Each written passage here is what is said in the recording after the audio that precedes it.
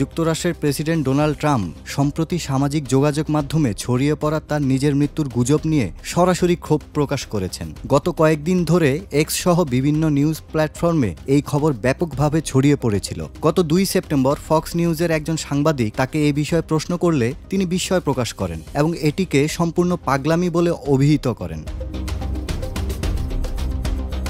Trump বলেন, সত্যি বলছেন? আমি তো এটা দেখিনি। গত সপ্তাহে আমি একাধিক সফল সংবাদ সম্মেলন করেছি, মাত্র 2 দিনে কোনো সম্মেলন করিনি, আর তারা বলা শুরু করলো নিশ্চিতভাবেই আমার কিছু হয়েছে। ট্রাম্প ব্যঙ্গ করে আরও বলেন, বাইডেন তো মাসের পর মাস প্রকাশ্যে আসতেন না, কেউ বলেনি তার কিছু হয়েছে, অথচ তিনি নাকি তখন দারুণ ফিট ছিলেন। তিনি জানান যে এই গুজব চলাকালীন তিনি প্রায় 1.5 ঘন্টার একটি দীর্ঘ সাক্ষাৎকার দিয়েছেন, বেশ কয়েকটি অনুষ্ঠানে অংশ নিয়েছেন এবং নিজের সামাজিক যোগাযোগ মাধ্যম ট্রুথ সোশ্যালে একাধিক পোস্ট দিয়েছেন।